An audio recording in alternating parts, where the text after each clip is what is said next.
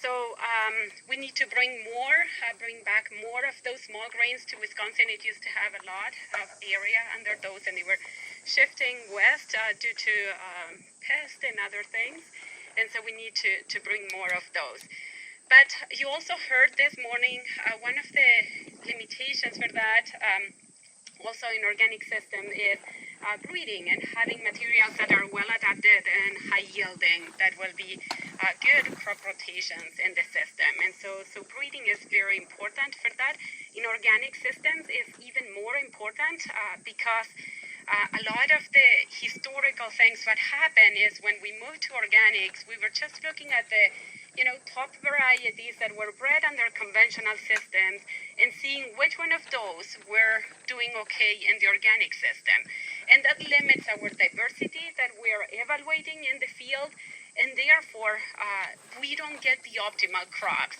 We don't get the optimal wheat or the optimal barley or oats if we're just looking at whatever was bred under conventional and we're putting it at the last stage in organic and trying to figure out which one will do best. So the best strategies for doing that is to start breeding from the beginning under organic systems. There are different traits that make a good crop in organic systems, and those are different from the conventional. Sometimes weed competitive ability is very important for the cereals. There are disease pressures that are important that we cannot keep up with chemical fungicides, for example. And so a lot of traits are different that we need to be breeding for. And so our program has started the breeding for organic systems very recently. We started with efforts in barley and wheat, and then we have some efforts in oat and some of the other cereals, and they are at different stages of those efforts, right? For some of those, we're evaluating at the last stages. For some of those, we are starting the process and evaluating fully under organic conditions. And then for the winter wheat, what we have done is we took a population that was some individuals that were crossed under organic systems. They were selected under organic systems, and then they were brought here, and we are evaluating those. And those are at the last stage, and we're probably ready to be releasing one of the winter wheat varieties. So this is breeding for organic system is very important. We have started doing all of those. We have a large team that is helping with that, and we have a lot of collaborators on campus and then in the US to achieve those. Today, my students are going to talk a little bit about some of those projects and what we're doing there. One of those is going to be on organic barley. So this is naked barley that we're trying to breed for multi-purpose. So we're trying to have a crop that could be used either as, for brewing, or could be used for food, or also could be used for forage. And the idea behind that, and all of this project is under organic conditions. So the idea behind that is to give some flexibility to the farmers at the end of the season. So sometimes for the wheat and barley, one of the most critical things is to have low dawn levels. So Fusarium head blight or scab is one of the most important diseases that will also prevent us from selling the grain as a food grain. There are some limits for that. There are lower limits for cattle, and then the crop, you just cannot sell it. So breeding for that is very important, but also management practices that help with that is important. So we are putting some effort there. So sometimes if you don't make it for a food grade crop, maybe you can still make it for a feed grade, and having that flexibility is what we're going for in this naked organic multipurpose project. So that's an OREI, an organic project from USDA that we're working on that one. And then the other project that one of my other students are going to be talking about is one on value-added grains. So we are trying to figure out evaluating winter wheat, but also some of the other spring wheat, and we're also evaluating probably some triticale next year, and we're evaluating oats and barley under organic condition as a value-added crop. So how can we make these crops have a higher value by using, for example, in winter wheat, bread quality that can be baked and that pays a premium.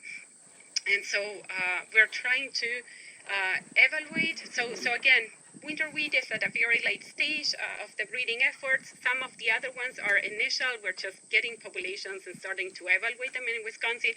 So we still have several years until we can give you one variety that is fantastic for Wisconsin, or maybe we get lucky with whatever we planted, but probably it will require more breeding effort there. So breeding efforts have to do with that. I'm going to pass it on to Chris, who's going to tell you more about the Organic Naked Barley project.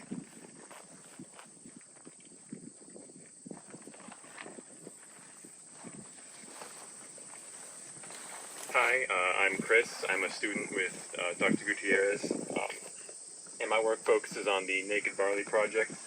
So, first of all, not all of you may be familiar with what naked barley is. Traditionally in the U.S., barley that is grown has a hull that is attached to the outside of the grain, and this hull is not palpable for feed or for food purposes, and it needs removed. This actually strips away a lot of the nutritional value of the grain. Naked barley is a barley type where this hard hull is actually free threshing, and it comes off naturally during harvest and cleaning. And this poses a lot of benefits to the final crop. You don't need to pearl it. It maintains its whole grain status, and it's more readily available for use in food. So there's a sample going around now of one of our naked barley genotypes. And so this kind of begs the question, why haven't we really used naked barley in the past? Why are the traditional barley genotypes grown in the U.S. hold? And it comes down to a question of, well, we haven't bred naked barley in the U.S. before for organic purposes, at least on a large scale. A lot of the historical breeding efforts have been for hold barley. So my work focuses on some of the early stages of naked barley breeding, and if we had crops in the field still, I would be showing you a number of different experiments. The first one being a regional yield trial for 20 to 25 different genotypes and this regional trial is being replicated in Oregon, New York, Minnesota, and now I believe California. And what we're doing with this project is we are assessing some of the more elite naked barley germplasm for potential use as parents in a breeding program, and also assessing its ability to grow in a certified organic environment. Because as has been mentioned before, a lot of the organic varieties we use today are actually bred under conventional systems. We test both spring and fall planted barley varieties. These past couple of years I've been personally very excited about the fall panel. Historically in Wisconsin we don't always have the best luck planting fall barley. The winters tend to be a little rough, and the first 2 years of the project we actually had to abandon the fields because the crop didn't make it through. However, the past 2 years of the project we have had a fall trial make it all the way through. So that was really cool to see, and potentially very exciting to have a fall planted naked barley that we could maybe release in the future. The other project I work on under the umbrella of naked barley is a diversity panel, both fall and spring. This is a panel of 350 to 400 genotypes that we use to understand more the genetic basis of some of the traits relevant to organic production and naked barley. So I particularly look at the threshability of naked barley. If you look at the sample that is going around right now, some of the grains appear to still have a hull, even though it's a naked genotype.